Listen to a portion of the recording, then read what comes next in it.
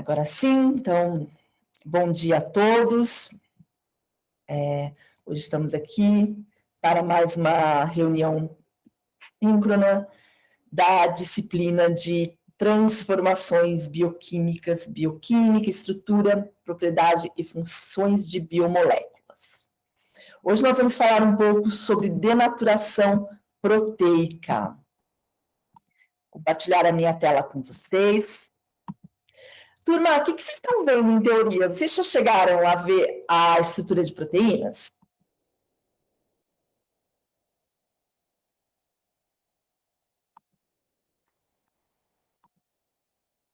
Sim, não?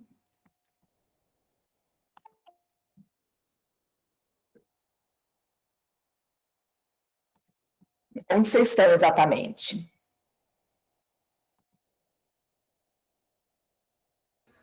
Se não me falha a memória, teve aula dessa semana, que eu não vi ainda, que fala disso. Tá. E a aula passada falou um pouquinho de Tá. aminoácidos e ligações peptídicas. Ótimo, então, era isso que eu queria saber. Eu acompanhei até acidez e tampão, mas tem aula de... Tá, tudo bem. Então, acho que a gente está mais ou menos juntos, eu e o professor Vani. Então, eu vou falar rapidamente sobre a parte teórica, né, da questão de estrutura de biomoléculas, mas o que é interessante assim, na aula de hoje? Né? Então, primeiramente, eu gosto sempre, assim, quando eu estou estudando alguma coisa, de me perguntar para que serve isso, né? Para que eu estou estudando isso? E eu acho que nesse tópico de desnaturação proteica, do meu ponto de vista, é um dos tópicos assim mais interessantes que a gente tem dentro dessa disciplina, que a gente consegue ver como toda a teoria, né, toda a base molecular, estrutural desse assunto, a gente consegue ver isso em escala maior, né, numa macro escala. Então, os experimentos que a gente vai fazer hoje demonstram isso muito bem. E denaturação proteica, turma, ela serve para um monte de coisas. Tem uma aplicação gigante em várias áreas, assim, não só da química, mas da física, que também estuda, né? Tem uma parte de estudo de biofísica de proteínas que é bastante importante. Por quê? Porque, basicamente, toda a parte da regulação do organismo, dos seres vivos, ele depende desse fato, ele depende da estrutura da proteína. Então, a estrutura da proteína está relacionada e diretamente relacionada com as funções das proteínas. Né? Então, tudo que a gente vai ver hoje, né, da parte das ligações peptídicas, das estruturas como essas proteínas, os peptídeos, eles se agrupam, isso tudo está relacionado com a função delas. Então, a gente vai ver que pequenas mudanças, pequenas alterações nessas funções podem modificar o papel da proteína dentro de um ser vivo, né, num ser humano, enfim, na vida dos seres vivos em geral. Então, é um papel bastante importante. Bom, o que é? O que a gente viu nas aulas passadas? A gente estudou um pouquinho sobre os aminoácidos, a questão dos aminoácidos terem um comportamento anfotérico, né? Então, a gente estudou isso através dos experimentos de titulação. Então, o que a gente precisa começar introduzindo na aula de hoje? A gente vai falar sobre a ligação peptídica. Então, a ligação peptídica, como vocês já viram com o professor da teoria, ela acontece quando a gente tem dois aminoácidos, eles se juntam através de uma ligação covalente, que a gente também já estudou, está estudando desde a estrutura da matéria. Então, ocorre a ligação entre o grupo carboxílico e o grupo amina do aminoácido. Ocorre uma liberação de uma molécula de água, e o resultado, né, o produto dessa reação aqui, desses dois reagentes, ele gera essa ligação aqui que é uma ligação peptídica, tá? Então, nesse desenho aqui, né, nesse esquema, o que a gente está vendo? A gente está vendo um aminoácido 1, um aminoácido 2, e a gente tem aqui duas partes importantes, que a gente chama de N-terminal e o carbono terminal. Então, nessa estrutura de ligação aqui é um dipeptídeo, né? A gente está falando de 2 aminoácidos. A gente forma a ligação peptídica e todo peptídeo, depois a gente vai ver também que toda a proteína, ele tem essa estrutura, um N-terminal e um carbono terminal, certo? Então, essa é a estrutura da maioria dos peptídeos, dos polipeptídeos que a gente vai estudar hoje. Essa ligação peptídica, ela tem algumas características que são bastante importantes e que contribuem fortemente para a formação das estruturas que a gente vai estudar hoje da proteína. Quando a gente está vendo aqui, né, esses 2 aminoácidos que eu mostrei para vocês,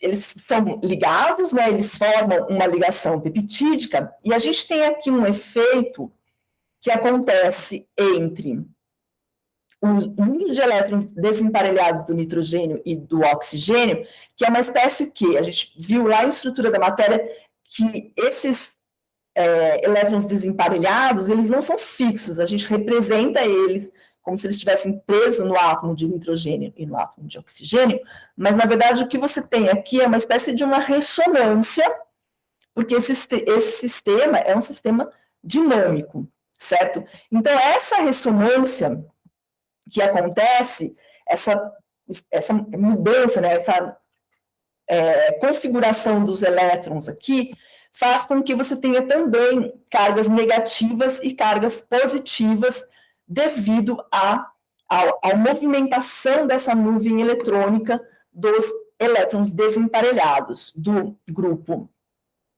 da dupla ligação carbono-oxigênio, né, o grupo carboxílico e o grupo amina. Tá? Então, muitas vezes, quando a gente representa esse plano aqui, esse plano ele é formado pela ligação peptídica, e a gente chama isso de plano amida.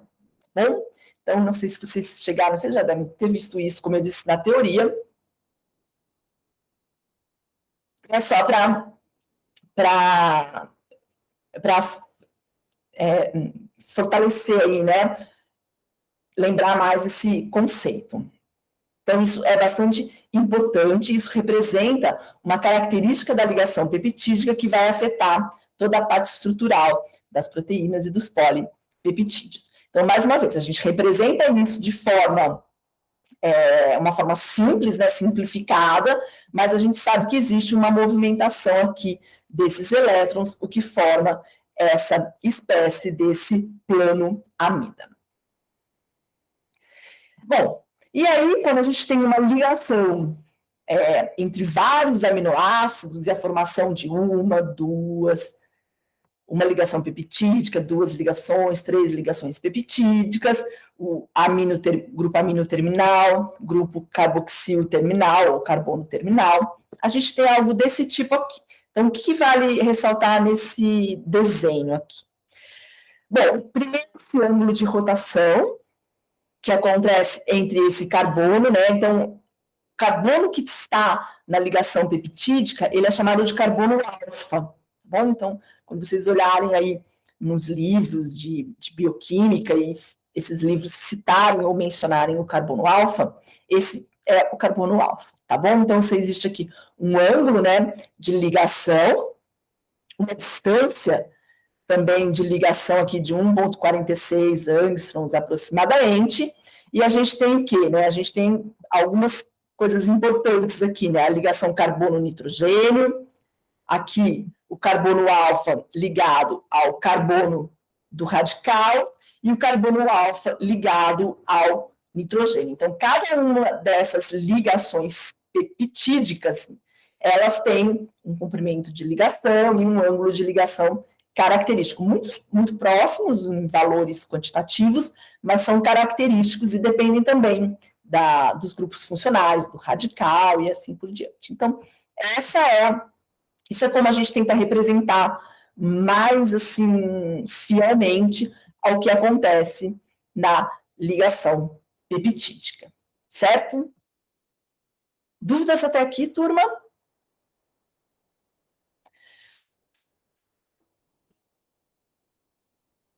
Muito bem.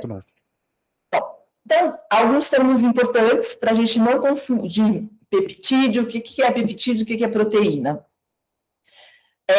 A gente caracteriza, né, chama de oligopeptídeos, aqueles aminoácidos que estão ligados, cerca de 15 aminoácidos ligados, então oligo é tudo que é bem pequeno, então peptídeos pequenos a gente chama de oligopeptídeos, que a gente classifica como se a gente estivesse ali em torno de até 15 aminoácidos, então de 2, 3 até 15 aminoácidos. Aí a gente pode ter dipeptídeo, 2 aminoácidos, tripeptídeo, 3 aminoácidos, tetra, 4, penta, 5, deca, 10 e assim por diante.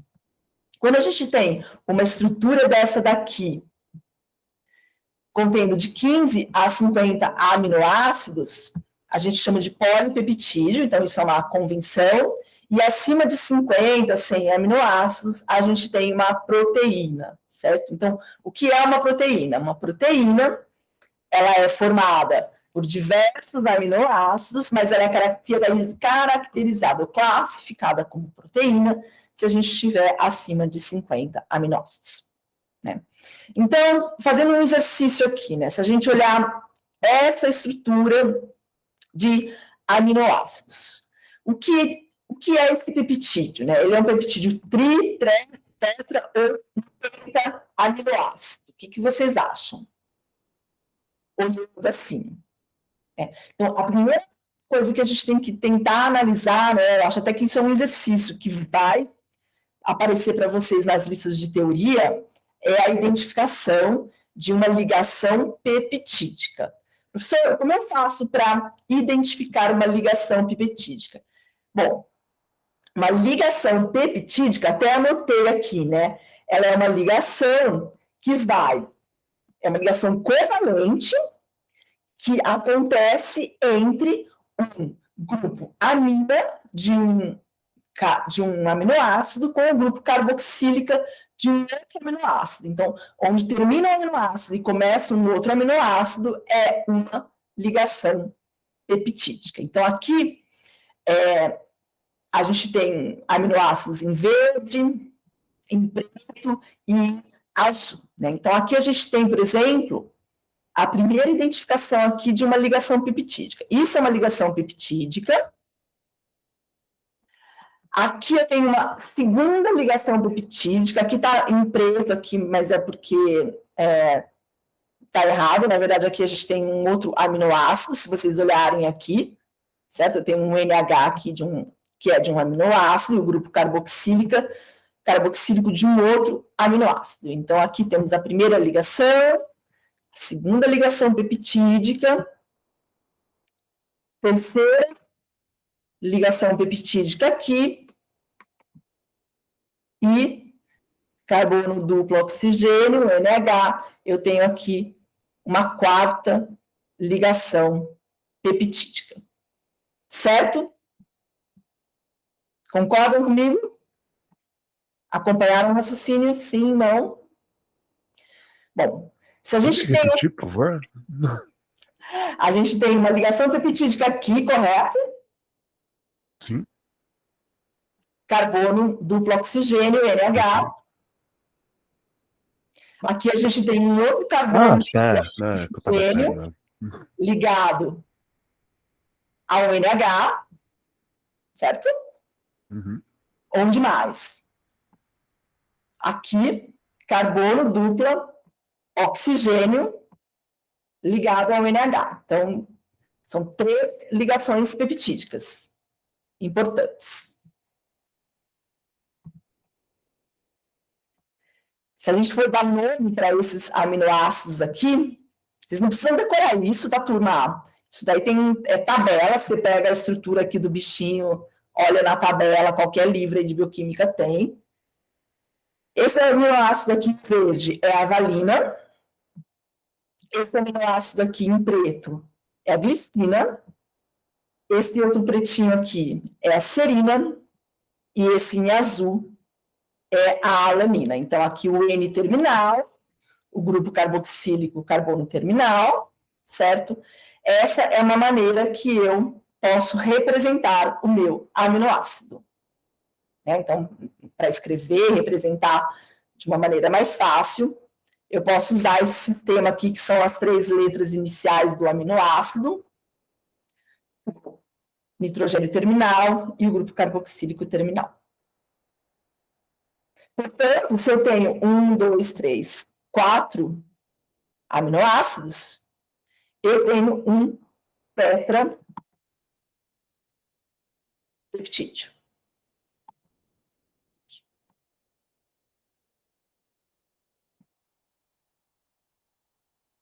Então, para identificar, né, se você tem quantas ligações peptídicas você tem, quantos aminoácidos você tem, isso, né, a maneira mais fácil é você saber identificar o que é uma ligação peptídica e identificar aonde estão essas ligações peptídicas. Dúvidas?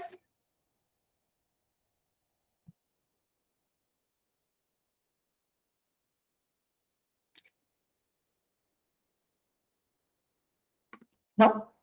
Muito bem. Bom, aí aqui coloquei um exemplo, né? Essa daqui é uma molécula de insulina.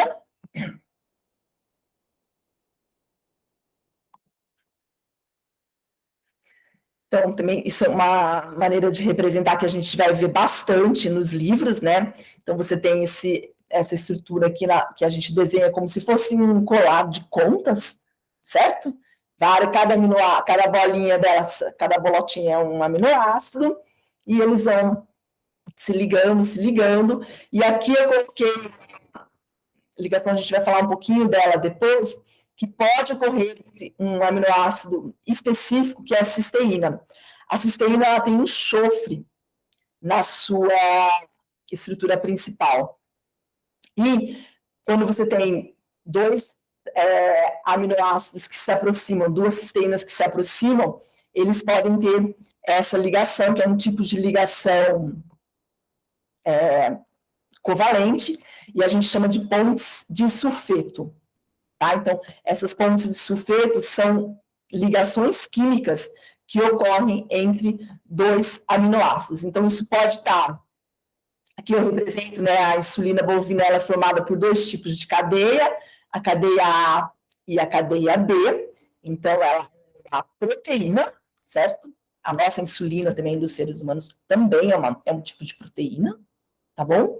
Então, essa proteína ela é formada por 2 tipos de cadeias, e essas cadeias, elas se aproximam e formam uma ponte de sulfeto.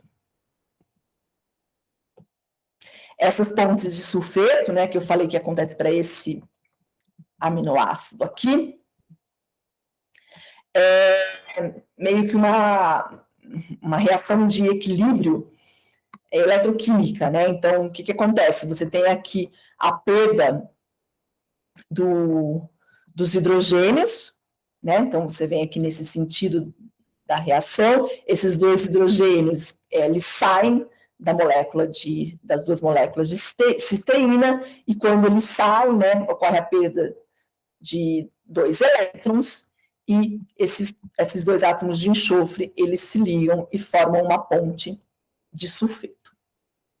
Então, aqui as estruturas todas do aminoácido, o grupo carboxílico, o grupo amina, e a formação da ponte de sulfetos. Isso só para citar, porque lá no finalzinho da aula de hoje a gente vai falar um pouquinho sobre essas interações importantes que contribuem para as configurações alfa, beta, estruturas primárias e terciárias. Aqui a gente tem, né, mais uma representação,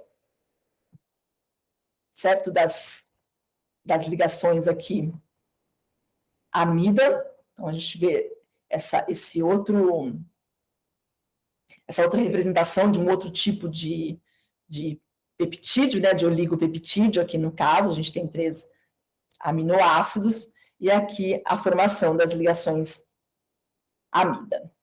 Então, você tem uma interação, é um outro tipo de interação aqui entre os nitrogênios dos aminoácidos, que contribuem, né, que formam um oligopeptídeo. Então, o que é importante a gente ver, né, nesse slide? Quando a gente está formando essas ligações peptídicas, não sei se vocês concordam comigo ou não, você perde o quê? Você perde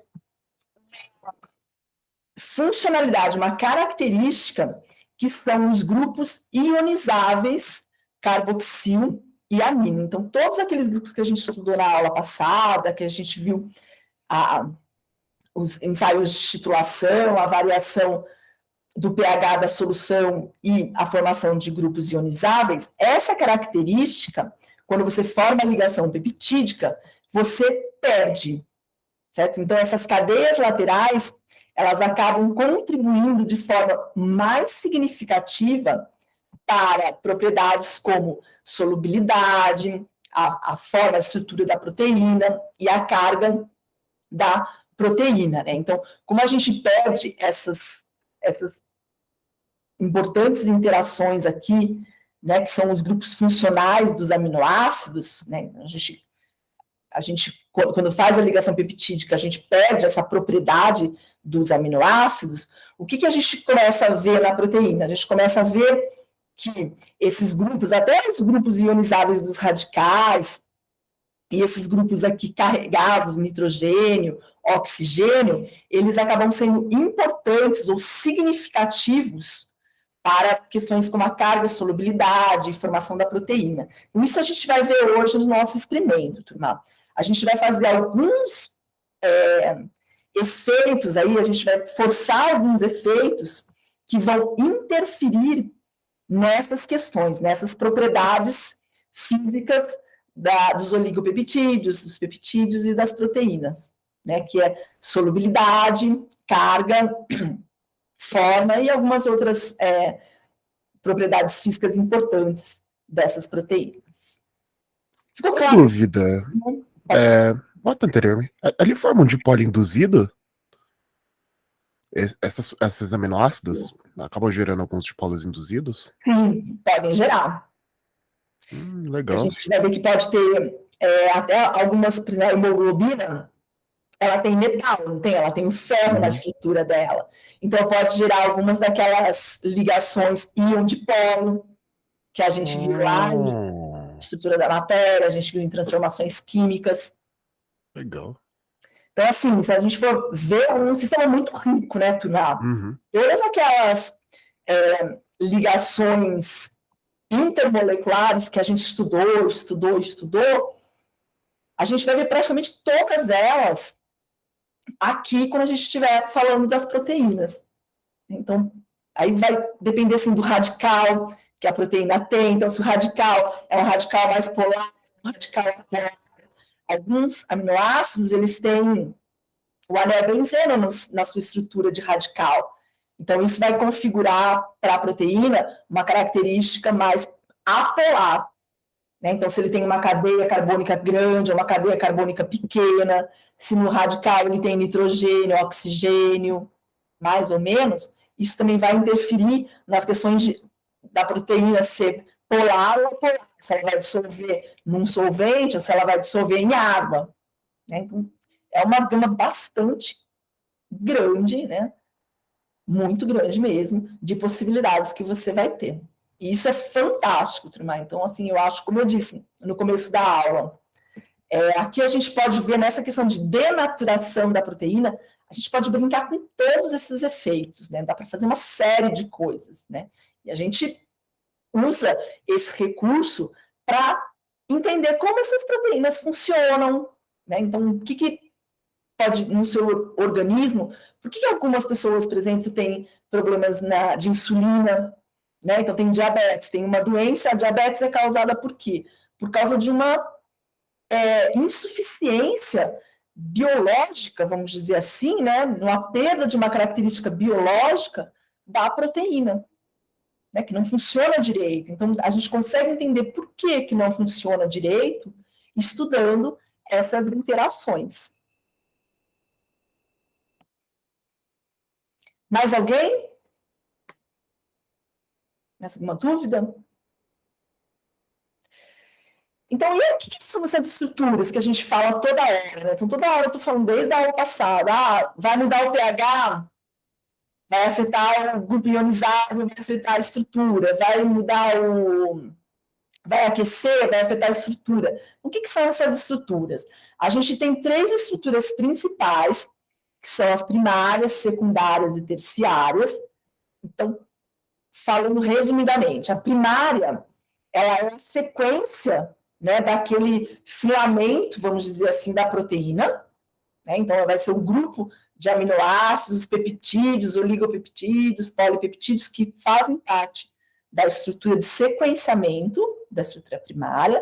A secundária é a estrutura que a gente vai estudar, as interações que a gente acabou de falar aqui, entre os grupos, íon dipolo, dipolo, ligações de hidrogênio, pontes de sulfeto, enfim, essas interações intermoleculares vão ser responsáveis pela formação da estrutura secundária, e, por final, a estrutura terciária vai ser o quê? São os fatores, né, que determinam como a estrutura secundária se mantém. Então, aqui a gente vê uma espécie de como eu diria, de uma hierarquia, né? Então, o bom funcionamento da estrutura terciária depende do bom funcionamento da secundária, que depende do funcionamento ou do sequenciamento da estrutura primária, né? Então, a estrutura primária seria, como eu disse para vocês, esse sequenciamento, que eu acabei de falar para vocês, a sequência, aminoácido 1, 2, 3, 4, 5, 6, enfim, 50, 100, 500, 1000 aminoácidos.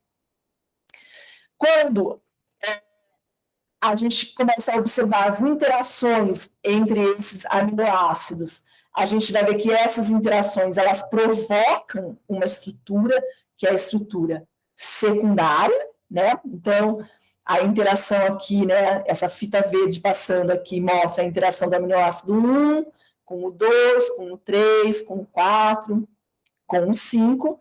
Então, a gente vai observando essa estrutura, que é a estrutura secundária, pode ser em alfa-hélice, pode ser nessa maneira aqui, em folhas paralelas, que são as chamadas folhas beta. Essa estrutura secundária, quando ela começa a ter uma interação com as outras, né, com as outras partes das estruturas secundárias que compõem a proteína, a gente vai ver a observação de uma estrutura que é a estrutura terciária.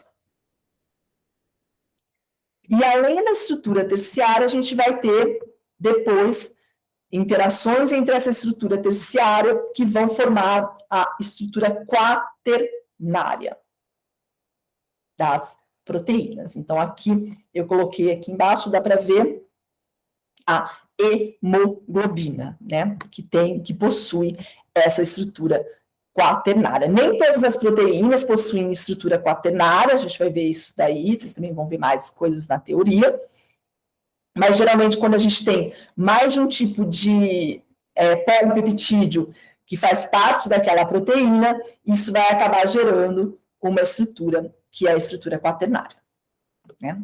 Então, mais uma vez, a estrutura primária é a sequência linear dos aminoácidos, né? Então, para que eu preciso saber a estrutura primária? Lembra que eu falei, uma coisa depende da outra, né? Tem uma hierarquia, né? Então, para a gente entender, né, prever a estrutura em 3 dimensões, obter a informação sobre o funcionamento da proteína, localização da proteína, diagnósticos de doenças. Então, pensa, muitas doenças, por exemplo, que são muito estudadas hoje, Alzheimer, é um bom exemplo, eu diria assim, elas dependem, né, se você tem uma modificação nessa estrutura aqui desse sequenciamento, você já tem uma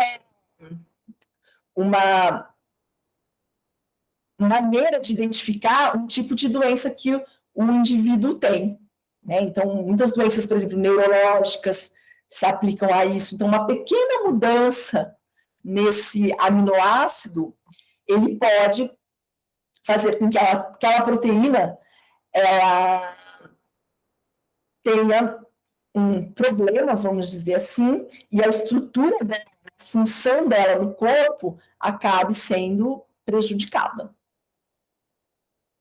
Então, por isso que é bastante importante a gente entender, determinar. Então, a gente faz aí exames, sequenciamentos de proteínas para entender essa estrutura primária, né?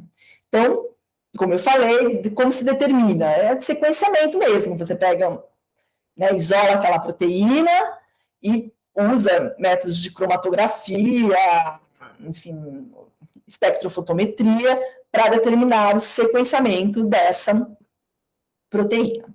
A estrutura secundária, ela é definida o quê? Ela é definida como uma conformação local do esqueleto de ligações peptídicas.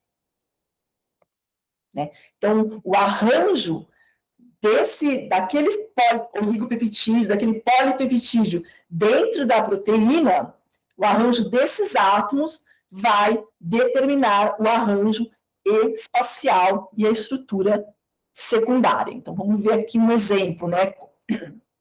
Eu tenho esse polipeptídeo aqui, né? E quando esse polipeptídeo ele vai ficando, né? Imagina aí um colar de contas, como eu falei. Se você pega aquele colar de contas e você vai dando voltas, né, no seu pescoço ali daquele colar de contas, você tem o quê? Você tem que uma conta vai se aproximando da outra, vai se aproximando da outra, vai se aproximando da outra, e aí você vai tendo essas ligações. Vejam aqui as ligações do tipo hidrogênio, né? Tão estudadas em estrutura da matéria, transformações bioquímicas, né? Então, professor, para que serve estudar isso? Né? Então, aqui, um belo exemplo. Para que serve? Para entender essas estruturas secundárias da proteína. Né? Então, a gente tem essas, vocês vão ver bastante, que é as folhas, né? Folhas beta, que eu poderia traduzir assim, e esse outro tipo de estrutura aqui, que é a estrutura alfa-hélice. Né? Então, uma coisa bastante interessante aqui, turma, é que dependendo, assim, de uma proteína, ela pode ter os dois tipos de estrutura na sua configuração.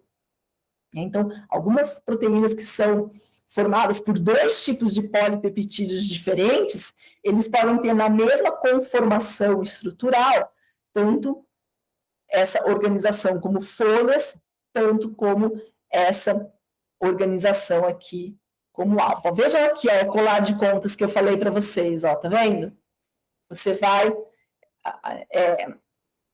através dessas interações, você vai tendo essa conformação em alfa-hélice.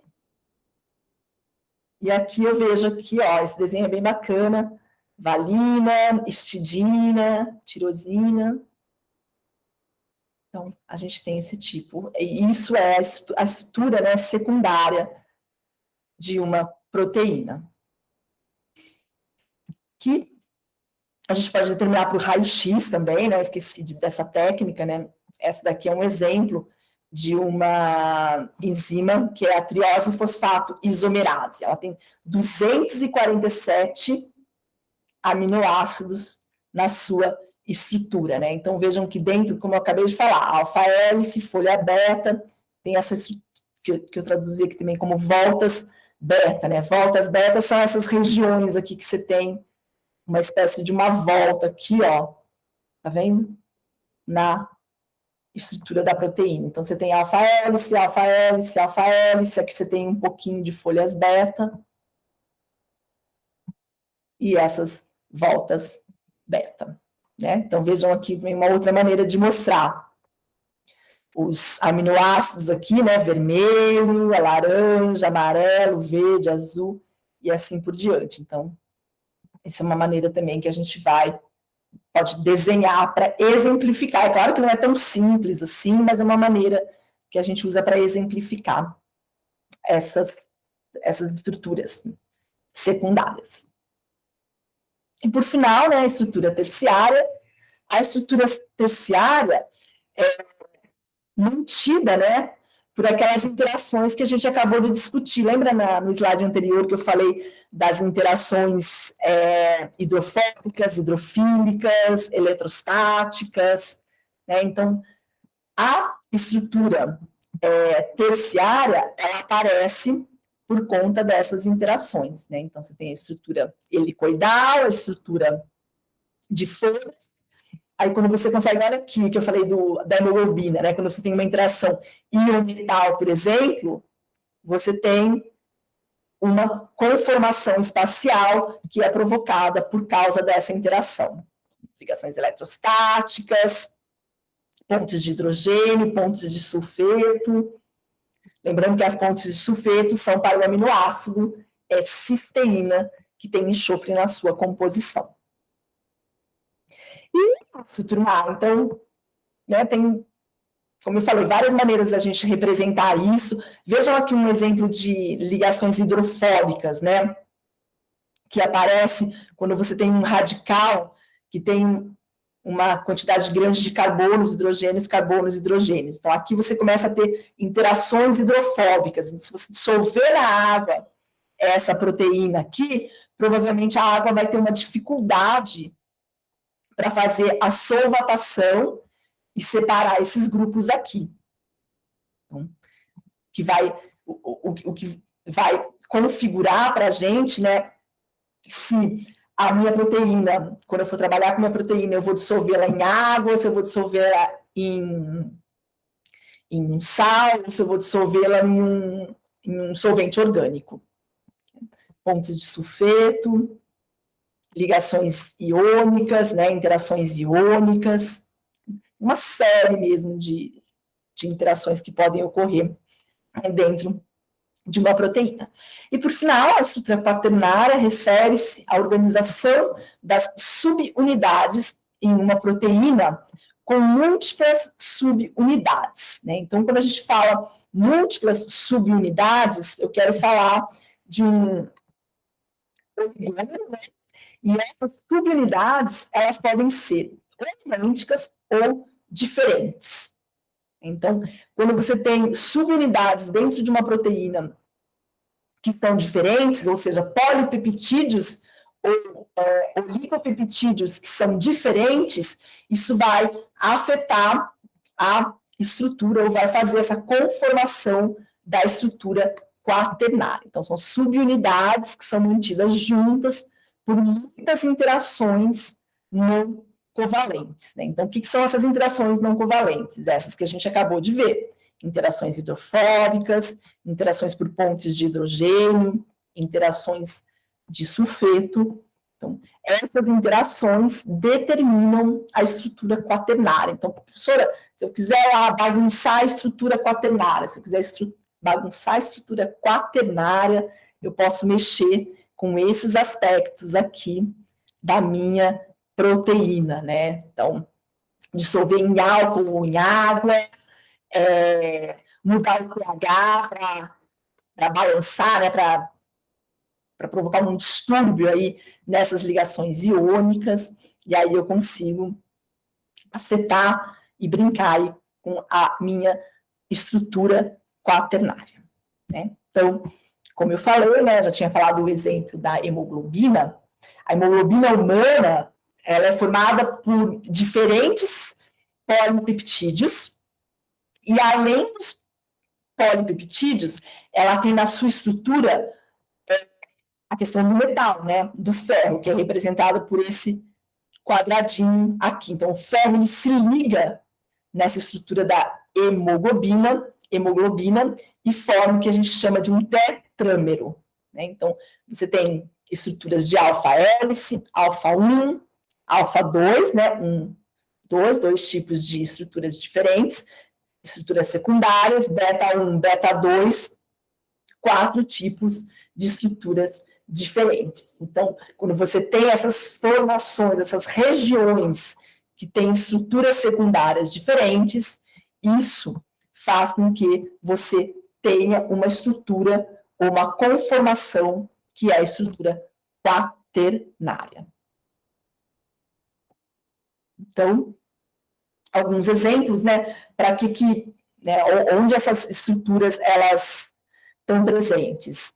No nosso corpo, em tudo, né? Então, anticorpos, enzimas que regulam nossa digestão, que regulam nossa taxa de açúcar no sangue, insulina, hormônios de crescimento, hormônios estruturais.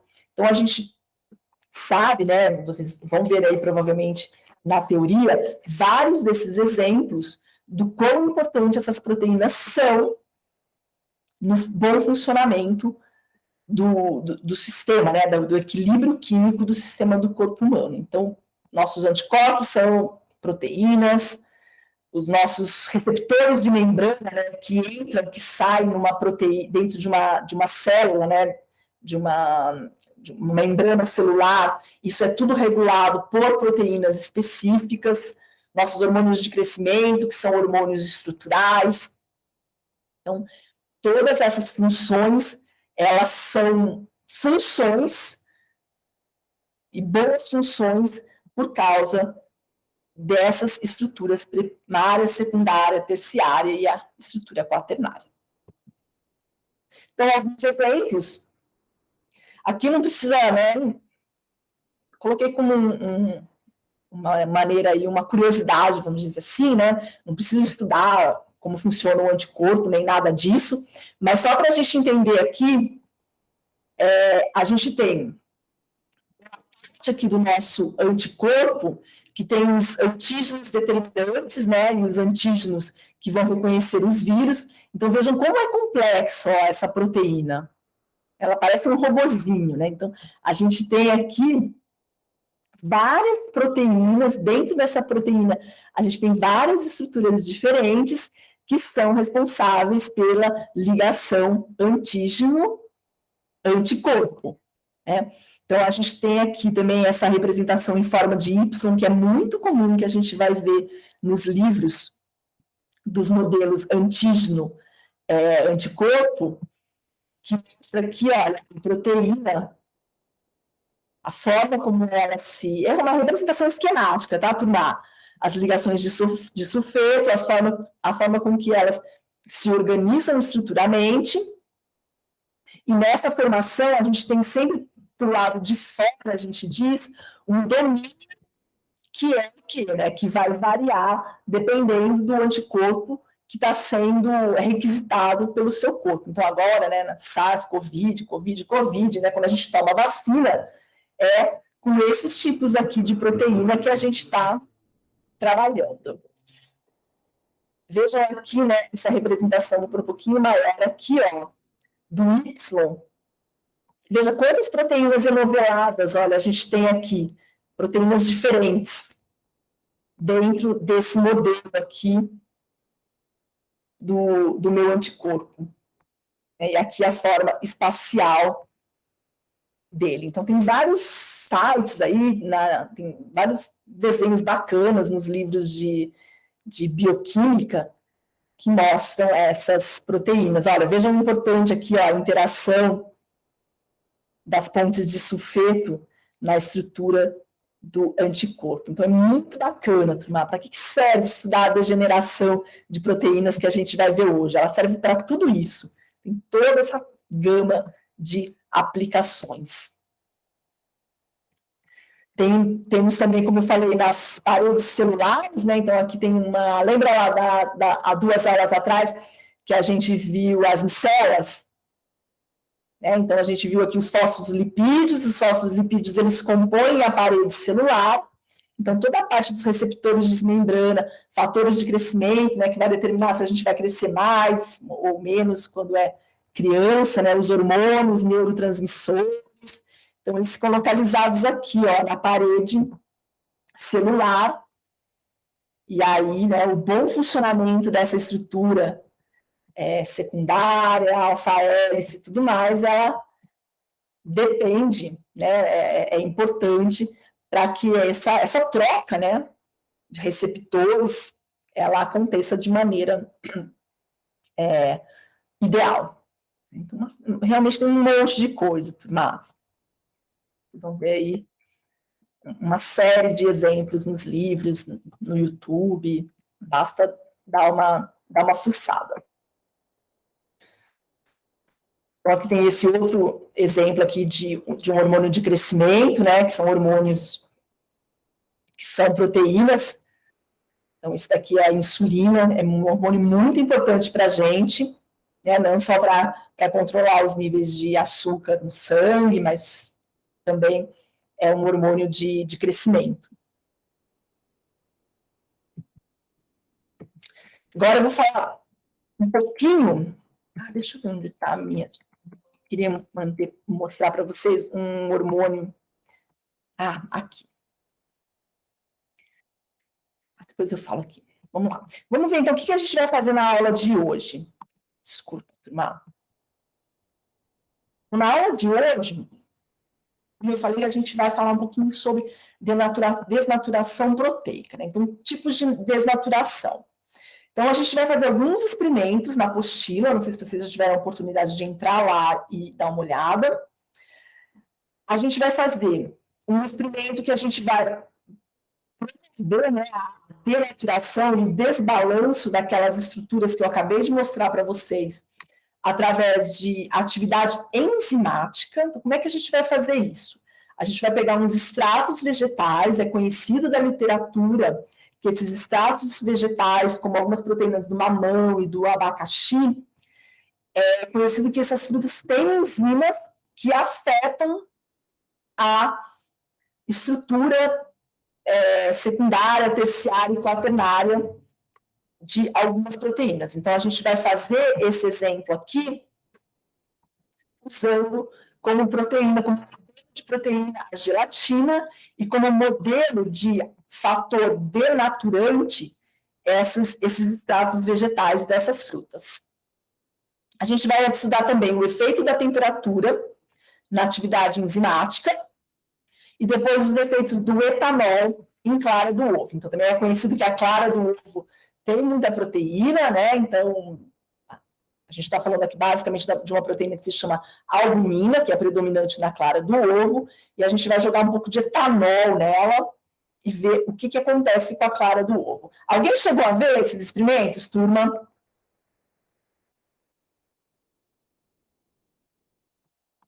Antes da aula?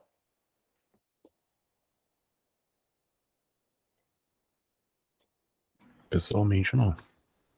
Não? Tá. Obrigada por responder, Luiz. Obrigada, Leslon. Muito bem. Então, turma, o que a gente vai fazer na aula de hoje? A gente vai bagunçar aquelas interações intermoleculares, entendeu? Essa é a ideia. Então, a gente vai usar 3 modelos. A gente vai usar como modelos de proteína a gelatina, né? Porque a gelatina é conhecido que ela tem colágeno. A gelatina ela é uma estrutura que que a gente diz que é uma estrutura, é uma proteína estrutural. Né? Então, tudo que tem colágeno, né? A gente vê lá, né? Esses procedimentos dermocosméticos e tudo mais. Tudo que tem colágeno tem estrutura, certo? É para deixar o quê? Para deixar, né, a face assim, né? Durinha, né? A gelatina, a gente faz a gelatina em casa. Qual que é a estrutura que ela fica, né? Então, ela sai do líquido e vai para o sólido. Então, tudo que tem colágeno, o colágeno, ele é uma proteína de característica estrutural. Não só nós seres vivos, mas também em comida, enfim. Joelho de porco, por exemplo, né? Que tem bastante colágeno. Tem muita gente até que coloca joelho de porco, ou essa parte do colágeno em sopa, essas coisas, o quê? Justamente para a gente ter uma fonte de colágeno na sua alimentação. Então, tem uma série de exemplos de proteínas estruturais. Então, a gente vai usar o colágeno como a proteína modelo, e a outra proteína modelo a gente vai usar a clara do ovo. Tá bom? Então, a gente vai reproduzir um experimento que a gente faria lá no laboratório. Vou voltar à minha apresentação. Aqui é muito legal. Espero que vocês gostem.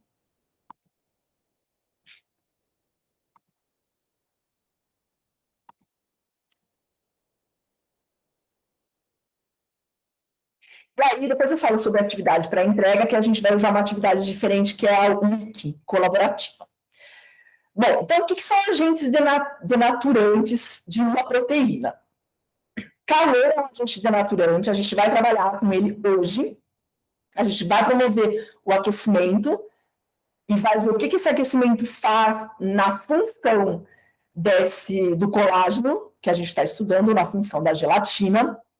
Então, calor, né, é questão termodinâmica. Provavelmente vocês vão estudar isso em termodinâmica, na teoria de bioquímica, tá bom? Então, o calor, como eu falei, é uma mudança termodinâmica que você faz na sua proteína e você consegue romper uma boa parte das interações. Então, se você aquecer uma proteína a 25 graus, ela vai responder de uma maneira, se você aquecer a 100 graus, ela vai responder de uma outra maneira.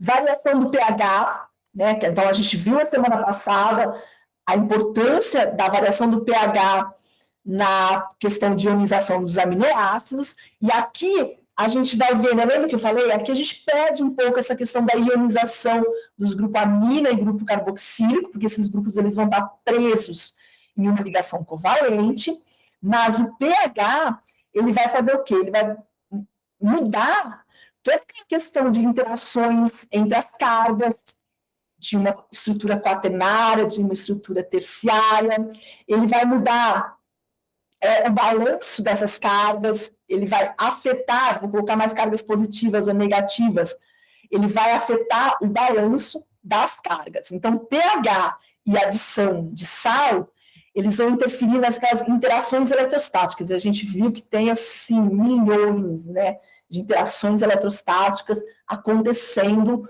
naquele equilíbrio das ligações. A adição de ureia também é um recurso importante que a gente atrapalha e a gente modifica as ligações de hidrogênio. Solvente orgânico vai interagir aqui, vai interferir nas interações hidrofóbicas e hidrofílicas.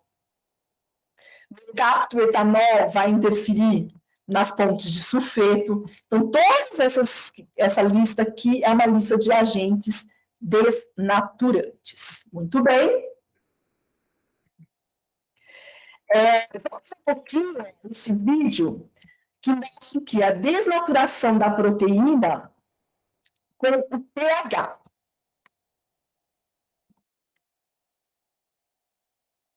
Vejam que essa proteína aqui é uma proteína fluorescente, a gente vai falar dela no próximo slide. Ela é uma proteína que foi recentemente descoberta na costa acho que na costa americana, e ela foi descoberta aquelas algas marinhas que fazem parte, né, do biossistema marinho. Então, deixa eu clicar aqui, vamos ver se ele entra. Então, Tired of cold calling? Are you saying, Lucia?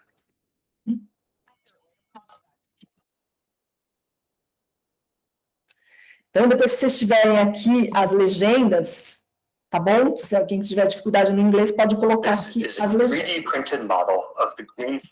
Então, ele vai mostrar essa proteína verde fluorescente, ele está mostrando uma estrutura tridimensional dessa proteína. E o que ele vai fazer? Ele vai mudar o pH e ele vai ver como o pH afeta no que a gente observa, né, sobre a fluorescência da proteína. Em resumo, é isso.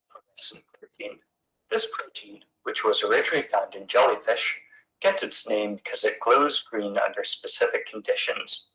When looking at the protein, you'll notice two major sections. The first section, which is colored green, is easy to see. This section acts as an outer shell of the protein, and it isolates and protects the section within.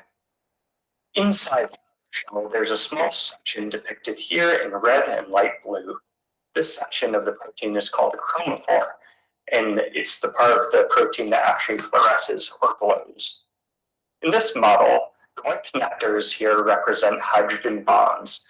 These hydrogen bonds hold the protein in its specific shape. In the actual molecule, there are many more hydrogen bonds than what I've shown here.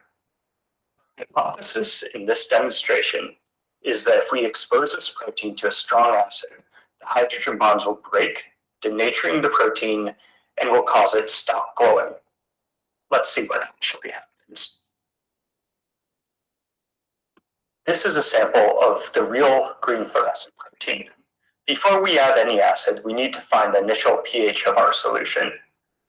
What you can see by the pH strip is that the initial solution is slightly acidic, probably about 5 or 5.5. Next, we're going to add 80 microliters of 0.5 molar hydrochloric acid in 20 microliter steps. Each time we add acid, we're going to agitate the solution to help it mix. You can see that as the solution becomes more acidic, the fluorescence starts to dim and the protein denatures.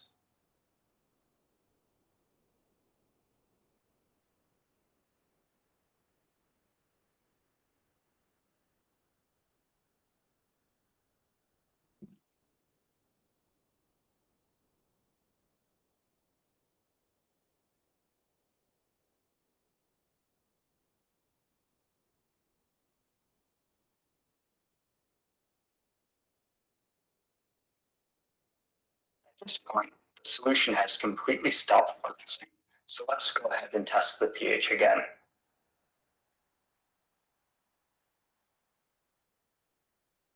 Está testando o pH. As expected, the pH is much lower now, somewhere around 2.0. At this point, the protein has been denatured by the acidic solution, but we can bring that solution back to neutral, back in the base. Vou colocar o link para vocês, turma. O que ele vai fazer agora é que ele vai, né, então ele alterou, né, o pH era 5 inicialmente, ele foi adicionando ácido clorídrico, jogou o pH para 2, e aí no vídeo a gente foi vendo a perda da fluorescência dessa proteína. Então, no início do vídeo, ele explica um pouquinho sobre essas interações, né, ele fala quais são as interações que estão ali presentes naquela estrutura terciária, ele fala quais as interações que vão ser afetadas, e ele mostra para a gente como o pH modifica a proteína, e o que acontece? Ela perde aquela estrutura que ele mostrou para a gente inicialmente, e quando ela perde essa estrutura, ela para de fluorescer. Então, é muito bacana, é um vídeo muito bonito, assim, é uma coisa muito bacana mesmo dessa parte de denaturação de proteínas. E o que ele vai fazer agora na segunda parte do vídeo é que ele vai voltar ao pH inicial, né? Então ele vai adicionar um pouco de base, o pH aqui, nesse ponto, agora que ela está sem a propriedade fluorescente, está um pH em torno de 2, então ele vai aumentando o pH, 3, 4, 5, ele vai voltar ao pH inicial e ele vai testar se ela volta a brilhar ou não. Então aí depois, não vou dar spoiler. Vocês podem assistir. Deixa eu mandar aqui para vocês. E aí vocês me contam depois o que aconteceu. Gostaram desse vídeo?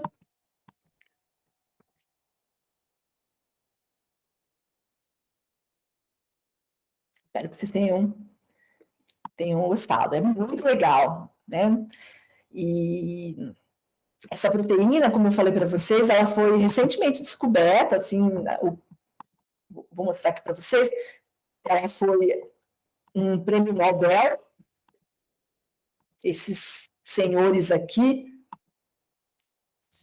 eles ganharam o prêmio Nobel em 2008, porque eles, assim, descreveram, né, descreveram, classificaram essa Green Fluorescent Protein, se chama GFP, e ela foi extraída dessas estruturas do mar aqui, né, que são bioluminescentes. Né? Então, tipo essas águas, não é água marinha, é tipo, fugiu o nome em português. Alguém lembra o nome disso aqui em português? Fugiu completamente.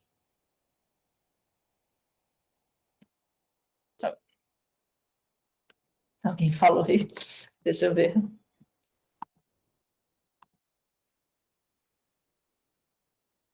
Viva! Obrigada, Lélia. Isso mesmo. Valeu.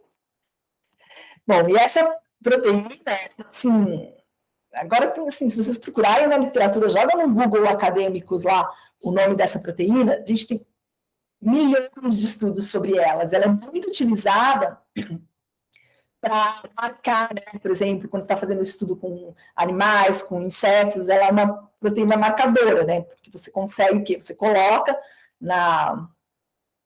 no bichinho que você está estudando, na célula que você quer estudar, e aí você coloca no escuro, joga uma luz incidente, e aí ela começa a florescer. Então, aqui colocam no sorvete, na abelha, nos ratinhos, nos coelhos, né? Obviamente, todos esses estudos têm aí seu comitê de ética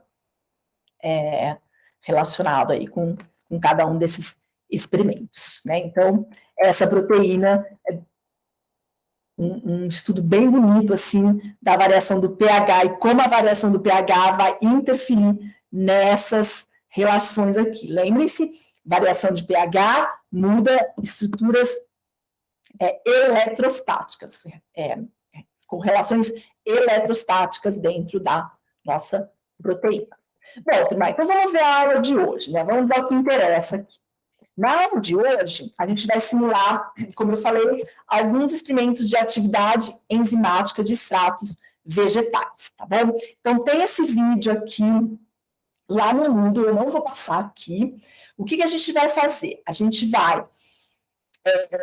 a gente faria no laboratório, a gente ia fazer uma espécie de um suco, aí, de uma polpa, de mamão, de abacaxi, e a gente vai ver a interferência das enzimas que essas frutas possuem na estrutura do colágeno, né? Então, a gente vai usar como a cadeia peptídica do colágeno a gelatina, né? Que é uma coisa bem simples, a gente compra no supermercado. A gente sabe que essa estrutura do colágeno, ela é responsável para fazer com que a gelatina endureça, né? Depois de um tempo na geladeira. Então, a gente vai fazer o quê? A gente vai adicionar esses extratos vegetais dentro das soluções de gelatina e vai ver no filminho se ela endurece ou não. Então, algo... É mesmo na hora do consumidor, no site, no app, nas lojas.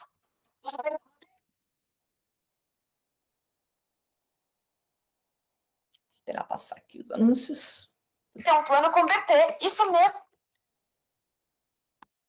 Então, a gente vai ver algo desse tipo aqui. O que será que isso quer dizer? Será que ainda pode ser quanto ao momento? Vamos ao que fez. Observe que a gelatina também não endureceu.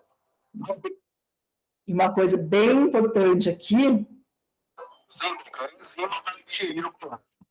a gente vai ver que a gente vai usar no experimento, está explicadinho lá na apostila, a gente vai ter um primeiro experimento que é o nosso controle, né? Então, a gente vai pegar uma solução de gelatina, a gente vai fazer essa gelatina e vai ver, e não vai colocar nada, vai ver que ela endureceu, ela era líquida, depois de um tempo na geladeira ela fica sólido, e aí a gente vai comparar esse controle com os diversos experimentos que eu vou fazer no tubo 2, 3 e 4, adicionando extrato de abacaxi, extrato de mamão, enfim. Tá bem explicadinho lá no texto da apostila o que vai ser feito, tá bom? Na segunda parte, a gente vai estudar o efeito da temperatura na atividade enzimática. Então, a gente vai pegar o suco de abacaxi, que foi obtido no vídeo anterior, né? Então, no laboratório, a gente ia novamente trabalhar com esse extrato do suco de abacaxi. A gente vai distribuir esse suco de abacaxi em 3 tubos diferentes, controle, tubo 1, 25 graus Celsius, tubo 2, 60 graus Celsius e tubo 3, 100 graus Celsius. Então, esses 3 aqui com o suco de abacaxi. A gente vai esperar esfriar, né? Então, aquece, espera chegar a 25 graus Celsius. Vai colocar esses experimentos aqui, a solução de abacaxi aquecida e fria na gelatina e vai ver o que que acontece? Coloca em banho-maria, depois coloca a 0 graus Celsius por 7 minutos e vai comparar o efeito da temperatura na atividade enzimática do abacaxi, do suco de abacaxi. E aí a gente vai ter algo desse tipo aqui, ó. Tubo controle, né? O tubo 2, a gente vai ter aqui, vai comparar e vai ver que essa gelatina, ela tá um pouquinho mais líquida do que o tubo controle. Aí depois o tubo 3 e o tubo 4. Então a gente vai ver aqui o efeito dessa variação de temperatura na estrutura do colágeno, né? Lembra, eu falei que colágeno é uma proteína estrutural, né? Então ela dá estrutura para as coisas. Então a gente vai avaliar esse efeito. Dúvidas? E por final, a gente vai ver o efeito do etanol na clara do ovo. Isso também tem os vídeos lá no Moodle. Então não vou passar aqui, bem que esse vídeo eu acho que não tem.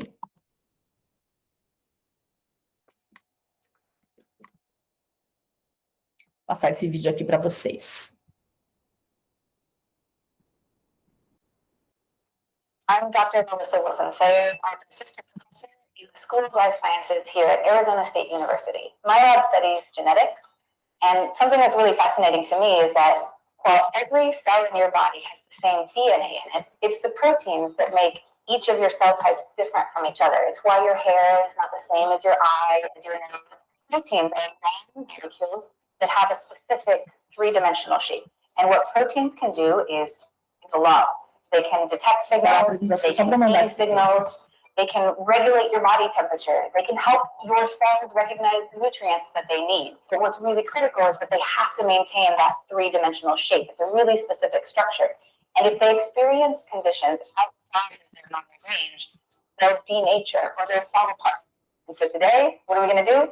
We're going to break proteins. To break proteins, we're going to need a few things. We're going to use heat, so you'll need some sort of heating element. You can use a stove and a pot, or you can use a microwave-safe container and a microwave. We're going to use a bowl for holding our proteins. Today, we're going to use both a fork and a pair of scissors for dealing with our proteins. For looking at them, we're going to have some heat-safe containers. So we're using glass. These are heat-safe glasses so that we can actually see what's going on. Ela vai pegar, então, a proteína para do ovo. Today we're going to use just the whites of the eggs because that's where the albumin, the protein that we're interested in breaking, exists largely in the egg. So we're going to use 2 eggs and we're going to cut the Daqui a pouquinho, ela vai usar o aquecimento e ela vai usar solução de álcool, acho que álcool etílico e álcool isopropílico. E aí ela vai ter um efeito como esse daqui.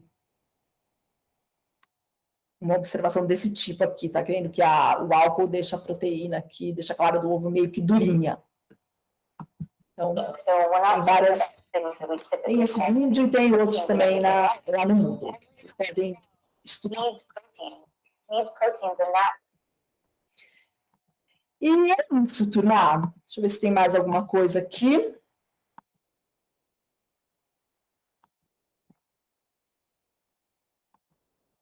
E aí, no final, né, a gente vou pedir para vocês discutirem, né, na entrega do Moodle.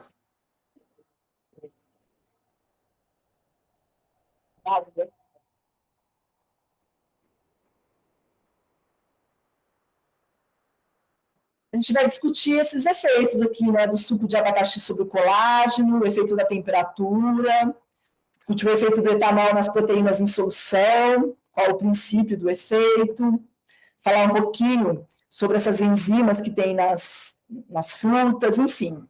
Tem lá todas as instruções. Vamos entrar no Moodle rapidamente, para eu mostrar para vocês a atividade dessa semana, que é a Wiki colaborativa.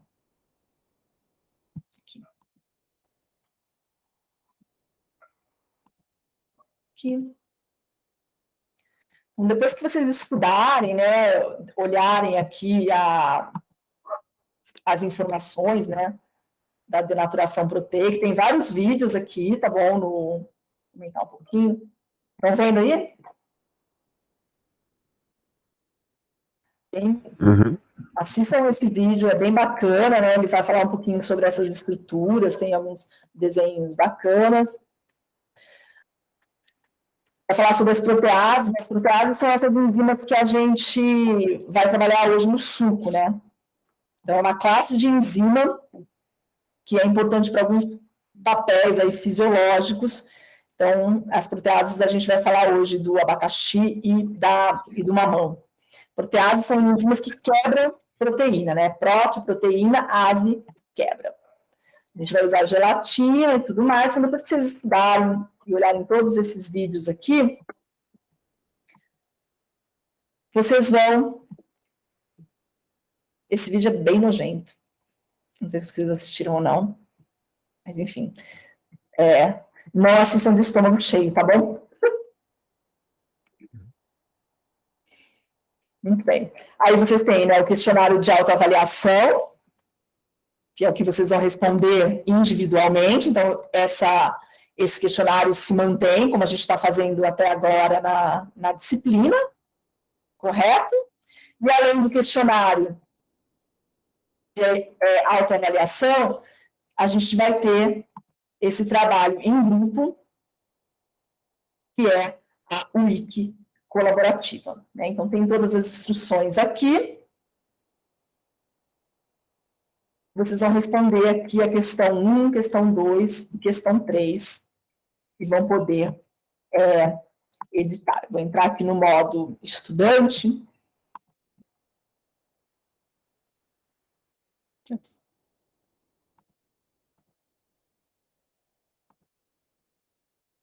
Vou mostrar para vocês. Essa tarefa já está disponível.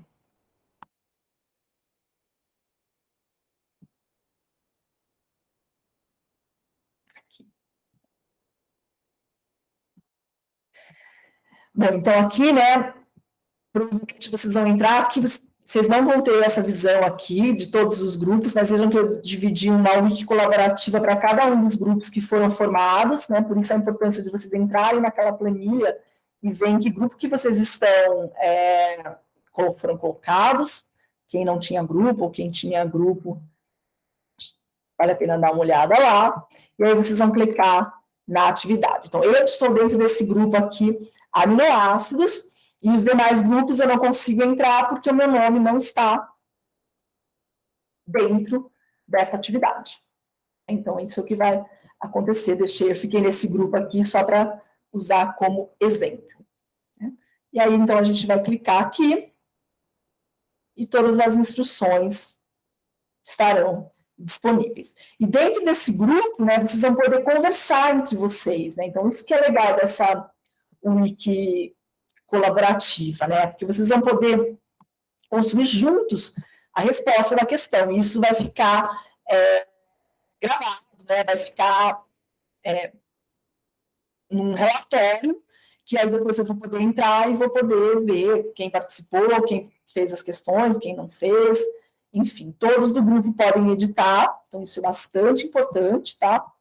Todos do grupo podem editar as edições, que ficam registradas numa espécie de um histórico. Então, isso é bastante importante. Vocês irão construir juntos a resposta e essas respostas finais serão avaliadas em função da participação dos alunos, né, na elaboração desta resposta. Certo? Dúvidas? Tem que fazer por aí obrigatoriamente, que igual eu e meu grupo, a gente tem um grupo no WhatsApp que todas as outras a gente fez por ali, né? Tem que fazer ali obrigatoriamente. Se vocês quiserem entrar agora lá e tentar acessar, você só vai acessar a wiki daquele grupo. Vocês podem discutir no WhatsApp com quantas pessoas vocês quiserem, mas a resposta final vai ser avaliada pelas pessoas que estão dentro daquele grupo. Não, sim. Mas a discussão ela tem que ser feita nessa wiki? Não, necessariamente. Tá. Ok, Pode ser feita no WhatsApp, não tem problema. ok. Mas ali tem uma opção também de você mandar as mensagens para o seu grupo. Talvez ele peça uma senha e a senha que vai te pedir é exatamente o nome do seu grupo em letras minúsculas. Eu cadastrei isso daí também, mas pode fazer onde vocês quiserem, no Meet, como vocês acharem melhor. Ok. Tá bom? Então é isso, turma. Alguma dúvida sobre a aula de hoje? Sobre a teoria? Sobre as atividades? Não? Tá bom, então eu vou interromper a gravação por aqui.